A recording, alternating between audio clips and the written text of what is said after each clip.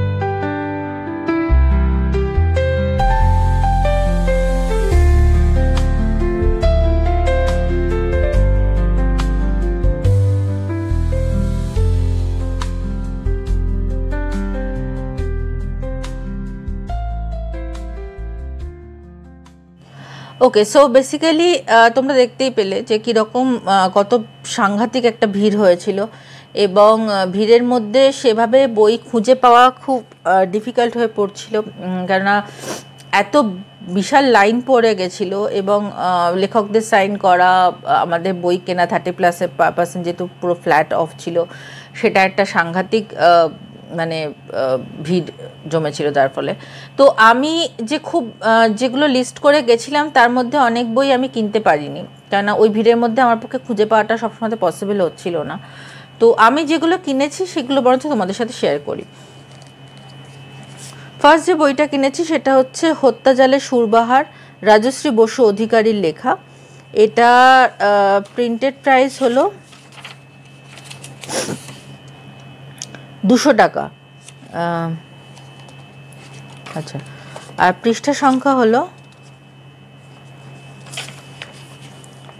120 পৃষ্ঠার একটা বই, যেরকম পত্রভারতী বইগুলো হয়, এবং 200 টাকা প্রিন্টেড প্রাইস। এটার এরকম ডাস্ট জ্যাকেট রয়েছে, ডাস্ট জ্যাকেটের নিচের ছবিটাও একই রকম, বেশ। এবং এটা একটা ব্লাবটা দেখিয়ে দিই, আমার মনে হয় স্পষ্টভাবেই তোমরা ব্লাবটা দেখতে পাচ্ছ। বেশ, আসলে আমি তোমাদের জানিয়েছি যে যাদের লেখা আমি পড়িনি তাদের লেখা নতুন করে নতুনভাবে পড়ার ইচ্ছেটা আমার রয়েছে এবছর। তো রাজশ্রী বসু অধিকারীর লেখা কিন্তু আমি এর আগে পড়িনি।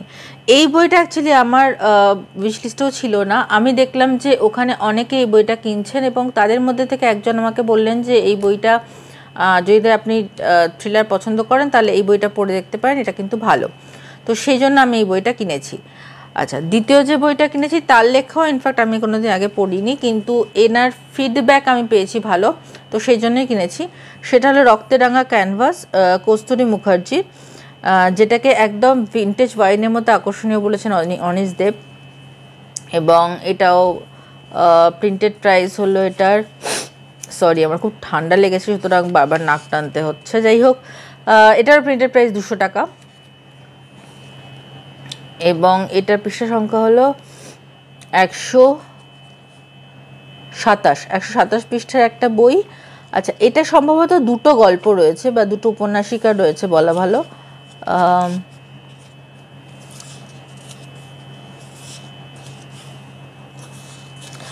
এই যে রক্তে রাঙা ক্যানভাস এবং তৃতীয় রিপুর খেলা, তো এই দুটো মিলিয়ে অ্যাকচুয়ালি নামটা বোধহয় সিলেক্ট করা হয়েছে রক্তে রাঙা ক্যানভাস। তো এইটা কস্তুরী মুখার্জির, এবং বইয়ের ব্লাবটা একটু দেখিয়ে দিই।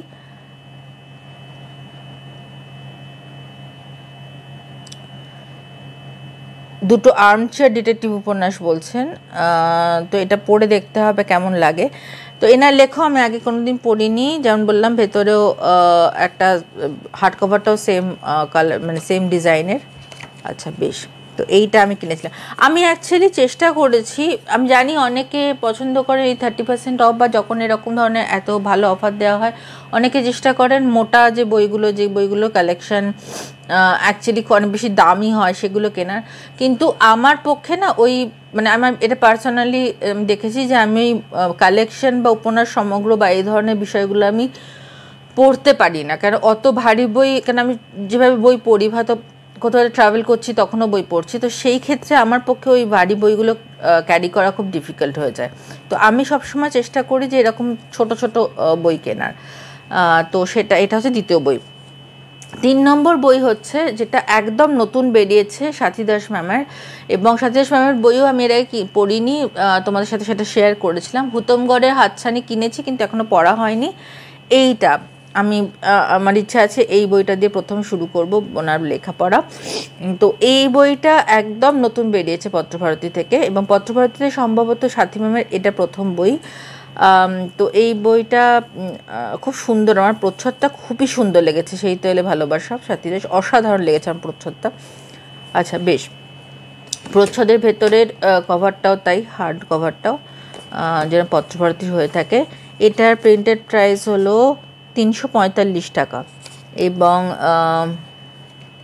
এটার পৃষ্ঠা সংখ্যা হলো 215।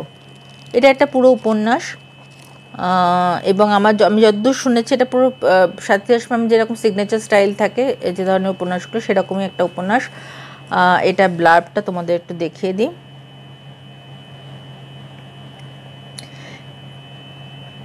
বেশ, এই বইটা কিনেছি। আচ্ছা, এরপরে যে বইটা কিনেছি সেটা হলো রক্তাক্ত জন্মদিন জয়ন্তদের। জয়ন্তদের লেখাও যে আমি খুব একটা পড়েছি তা না, সম্ভবত কোনো ম্যাগাজিনে পড়েছিলাম, কিন্তু সেভাবে ওনার বই আমার কাছে নেই। তো এই বইটা আমি দেখলাম, আমার বেশ ইন্টারেস্টিং লাগলো, তো এই বইটা আমি কিনেছি। এটা ব্লাবটাও তোমাদের একটু দেখিয়ে দিই আগে।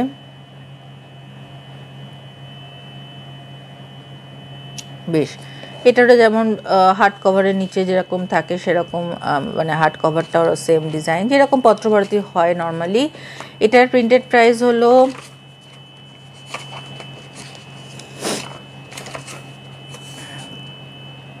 250 টাকা এবং এটার পৃষ্ঠা সংখ্যা হলো 152। তো 152 পৃষ্ঠার একটা বই, এই বইটা কিনেছি আমি পরে। আচ্ছা, এরপরে যে বইটা কিনেছি সেটা হলো ত্রিদীপ কুমার চট্টোপাধ্যায়, ত্রিদীপ বাবুর লেখা বই, এবং এই বইটা আমার পড়া ছিল না। শেষনাগের বিষ, ইতিহাস, রহস্য, পরকীয়া, খুন সমস্ত কিছু মিলিয়ে সম্ভবত একটা মিস্ট্রি বই, থ্রিলার। আমার ব্লাবটা পড়ে বেশ ইন্টারেস্টিং লাগলো, তো সেই জন্য আমি এই বইটা ছিলও না আমার কাছে, মানে আমি পড়িও নি, তো সেই জন্য। আচ্ছা, এটা ব্লাবটা তোমরা একটু দেখে নাও। যথারীতি ভেতরের প্রচ্ছদ, মানে ভেতরের এই হার্ড কভারের প্রচ্ছদটাও সেম প্রচ্ছদ, সেটা আলাদা দেখালাম না। আচ্ছা, এটার প্রিন্টেড প্রাইস হলো 175 আর এটার পৃষ্ঠা সংখ্যা হলো 127 পৃষ্ঠা একটা বই, 175 টাকার দাম, একদমই ঠিকঠাক আছে। এটার মধ্যে হালকা কিছু অলংকরণ আছে দেখছিলাম, হ্যাঁ ছোট্ট ছোট্ট কিছু অলংকরণ আছে দেখছিলাম। বেশ, আচ্ছা, এরপরের যে বইটা সেটা অবভিয়াসলি তার লেখা আমি পড়েছি, এবং এটা তার লেখা নতুন বই, এবং এই বইটা কিন্তু অ্যাকচুয়ালি আমার বোন কিনেছে, কেননা ওর এনার লেখা খুব ভাল লাগে, তাই মানে এর আগে মজনতালী সরকার কিনেছিলাম রোহন রায়ের, ওটা আমি কিনেছিলাম, তো ও আমার বোন এবার এই বইটা কিনেছে, রোহন রায়ের পথ নেই 8টি অলৌকিক গল্প। এটাও একদম নতুন বেরিয়েছে, এবং এটার ভেতরে এই যে ব্লাবটা আপনাদের দেখিয়ে দিই। পথ নেই গল্পটা সম্ভবত সানডে সাসপেন্স বা কোনো একটা অডিও স্টোরিতে আমরা শুনেছিলাম, এবং বেশ ভালো লেগেছিল। তো বাকিগুলো শোনা নেই, বাকিগুলো আমার পড়তে হবে। আচ্ছা, এটার প্রিন্টেড প্রাইস হলো 300 টাকা। এটার সাইন করে দিয়েছেন উনি। আচ্ছা, এবং এটার পৃষ্ঠা সংখ্যা হলো 175, মানে 8টি গল্প রয়েছে, গায়ে কাঁটা দেওয়া 8টি অলৌকিক গল্প, এবং সেটা একটা কালেকশন। বেশ, লাস্ট বই যেটা আমি কিনেছি সেটা হলো আধার বৃত্ত, দীপানিতা রায়ের লেখা, এবং এখানে অপন্যাসের একটা ছোট্ট রিভিউ রয়েছে, আধার বৃত্ত পাঠকদের ভালো লাগবে বলে। দীপানিতা রায়ের লেখা আমার বেশ ভালো লাগছে, আমি ইদানিং ওনার বেশ কিছু বই পড়ছি, এবং আরও কিছু বই টিবিআরে রয়েছে, এবং আমার বেশ ভালো লাগছে ওনার বইগুলো পড়তে, তো সেইটা একটা, সেই কারণেই আমার এই বইটা কেনা। এবং এটার ব্লার্ব হচ্ছে, এটা 3 প্রজন্মের ওপর ঘনিয়ে আসা সন্দেহ আর অবিশ্বাসের বলয় নিয়ে সামাজিক রহস্য উপন্যাস। সামাজিক রহস্য উপন্যাস কিন্তু আমরা সেভাবে অতটা পাই না, সেই জন্য মার্ডার মিস্ট্রি পাই বা অন্য ধরনের থ্রিলারগুলো থাকে, বাট সামাজিক রহস্য উপন্যাস কিন্তু খুব একটা পাওয়া যায় না। তো এটা ব্লার্বটা একটু দেখে নাও।